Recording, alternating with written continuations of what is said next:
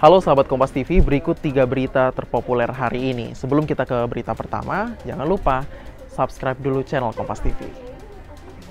Berita pertama datang dari Kota Bogor. Sempat viral kemarin kalau misalkan sahabat Kompas TV sempat melihat ada salah seorang pengendara mobil di Kota Bogor yang melewati salah satu checkpoint PSBB di kota tersebut. Nah, salah satu petugas menegur pengendara mobil tersebut karena istrinya duduk di kursi depan di samping pengendara mobil tersebut. Seharusnya kan kalau misalkan di aturan PSBB istrinya itu harusnya duduknya di kursi belakang.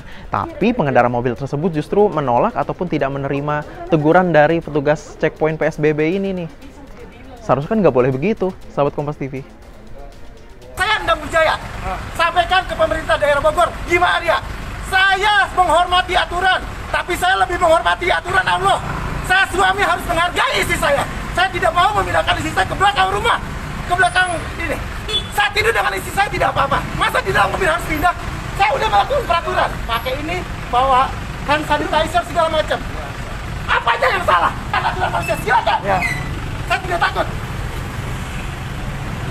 Demi Allah, saya tidak akan memindahkan istri saya ke belakang. Penjara saya, silakan. Buat Anda itu supaya buat saya tidak. Sekarang saya harus gimana? Nggak, tanya ya, sekarang saya harus gimana? Tangkap tuh yang lain tuh, tangkap yang lain. Anda tuh dibayar oleh rakyat, bela rakyat. Saya udah ngikutin aturan. Tidak diskriminasi, Pak. Ya diskriminasi lain tuh banyak. Lihat dong. Jangan bilang pejabat sedikit, banyak tuh. Pria bernama Endang Wijaya ini tak terima ditegur petugas checkpoint PSBB di Simpang Empang, Kota Bogor. Warga Bogor ini menolak jika istrinya harus duduk di bangku belakang mobil seperti aturan PSBB. Pengemudi mobil ini bahkan menyebut nama wali kota Bogor terkait penolakan dirinya soal posisi duduk istri dalam mobil. Terkait tindakan warganya ini, wali kota Bogor Bima Arya Sugiarto meminta warga untuk mematuhi aturan PSBB. Aturan PSBB dibuat untuk melindungi warga tanpa membedakan anggota keluarga atau bukan. Nah, sahabat Kompas TV yang tadi jangan sampai dicontoh ya. Kita sama-sama harus menaati seluruh aturan PSBB agar pandemi COVID-19 ini cepat selesai. Amin. Nah, berita kedua datang dari mantan Sekretaris Kementerian BUMN Muhammad Said Didu yang hari ini tidak memenuhi panggilan kepolisian di Bareskrim Polri terkait dugaan kasus pencemaran nama baik Menteri Koordinator Menko Kemaritiman dan Investasi Luhut Binsar Panjaitan. Nah, sebelumnya memang Said Didu sempat mengunggah video di YouTube berjudul MSD Luhut hanya pikirkan uang, uang, uang. Kuasa hukum Said Didu hari ini mendatangi Bareskrim Polri untuk menyampaikan ketidakhadiran kliennya atas panggilan polisi sebagai saksi. Said Didu mangkir karena adanya pemberlakuan PSBB. Sebelumnya, mantan Sekretaris Kementerian BUMN ini sempat dipanggil polisi pada tanggal 28 April 2020 atas laporan dugaan pencemaran nama baik Menko Kemaritiman Luhut Binsar Panjaitan. Pelaporan ini berdasarkan unggahan video di akun YouTube MSD yang diberi judul MSD Luhut hanya pikirkan uang, uang, uang. Dalam video tersebut, ia menganalisis kebijakan pemerintah dalam menangani kasus corona dan pembangunan ibu kota baru. Kuasa hukum Said Didu menyatakan tidak akan meminta maaf kepada Luhut Binsar Panjaitan. Oh, nggak ada masalah, kan kita koordinasi, kita menyampaikan bahwa Pak Said Didu belum bisa hadir pada hari ini. Karena beliau juga masih isolasi mandiri. Kenapa? Nanti kita sampaikanlah, karena ini memang nanti kita harus tanya kepada Pak Said Didu kapan siap. Artinya Pak Said juga tidak merasa bahwa apa yang diucapkan itu merupakan pencemaran nama baik? Tidak sama sekali. Tidak terbesit apapun, ya terbesit sedikit pun, bahwa Pak Said Didu menghina atau menyerang nama baik atau martabat dari Pak Luhut Binsar Panjaitan. Jadi itu alasannya sebenarnya pernyataan minta maaf.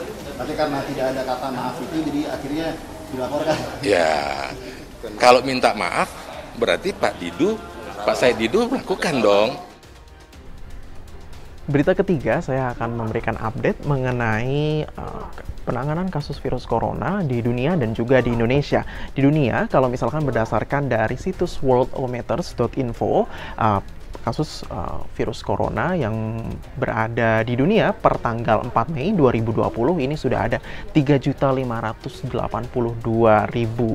sekian, dengan angka kematiannya ini ada 248.000, dan juga tingkat kesembuhannya ataupun angka kesembuhannya ini berjumlah 1.160.000 lebih. Nah, kalau misalkan kita lihat nih, angka kesembuhannya bisa mencapai hampir 5 kali lipat dari angka kematiannya. Itu di dunia. Kalau misalkan di Indonesia sendiri, tadi jubir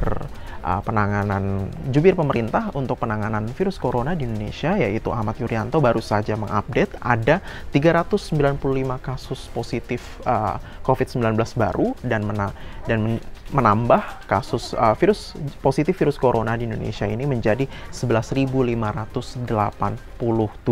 Sedangkan yang dirawat ini pembagiannya ada 8.769, meninggal ada 864, sedangkan yang sembuh ini ada 1.954. Nah, kalau misalkan kita lihat beberapa minggu belakangan ini, tren sembuh ini semakin tinggi, bahkan melebihi dari angka pasien ataupun angka orang-orang yang meninggal akibat COVID-19.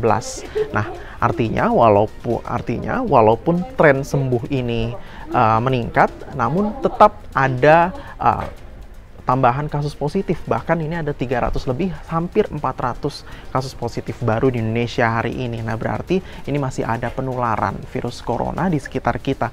Intinya yang bisa kita lakukan, sahabat Kompas TV, terus jaga kesehatan kita, dan paling utama adalah patuhi aturan PSBB. Jangan sampai kalau misalkan tidak ada kebutuhan ataupun keperluan di luar rumah, jangan sampai keluar rumah, jangan lupa di rumah aja. Itu tadi 3 berita terpopuler hari ini. Jangan lupa like, share, dan komen YouTube Kompas TV. Dani Saputra pamit undur diri.